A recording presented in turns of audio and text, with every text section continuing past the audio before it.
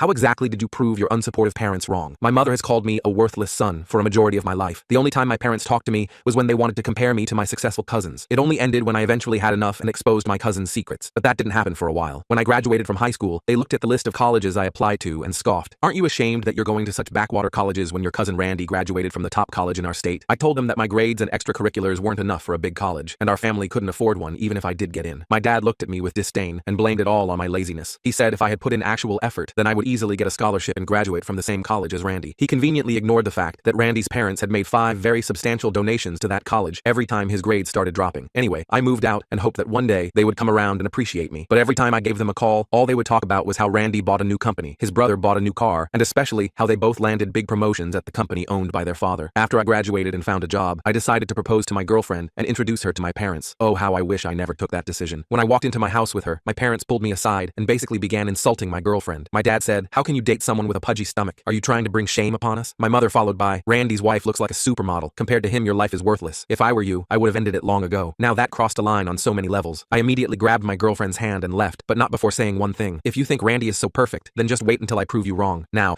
it's worth mentioning that even though I said that, I never expected for the opportunity to arrive so soon. 3 days later, I was getting my morning coffee when I saw Randy on the street. I knew he was in my town for a business meeting, but he was leaning on one of his sports cars and kissing a woman that was obviously not his wife. I took my phone out and started recording. Eventually, they got back in the car and drove off, so I followed them just in case the phone recording wasn't enough. I filmed them going inside a hotel with their arms locked. After I went home, I told my girlfriend about it, and we immediately contacted Randy's wife. You need to understand that this woman wasn't your typical trophy wife. She had her own business that she didn't inherit from anyone, and had a history of destroying anyone who tried to mess with her. She posted all the proof on social media and tagged everyone from our family. She even exposed Randy's secrets, which included his very specific hobbies involving the empty chair in hotel rooms. That's the main reason he was cheating, since his wife was too proud to entertain his desires. The fallout was massive. Randy's parents threatened her to delete everything and come back home, but it backfired and allowed her to get full custody of their 2 kids. She was also privy to some company secrets and decided to reveal those to their business partners, which meant a huge loss for Randy's parents. They had no choice but to shift their anger from the ex-wife to their own son. They took away his cars and credit cards and confined him to a tiny apartment. He couldn't do anything since he never learned how to live all on his own. Once it was all over, I called my parents, who were also upset, and asked them, "Do you still think I'm a failure when compared to the ever-brilliant Randy?" They reluctantly agreed that they were wrong to compare us and didn't see the full picture about their perfect idol.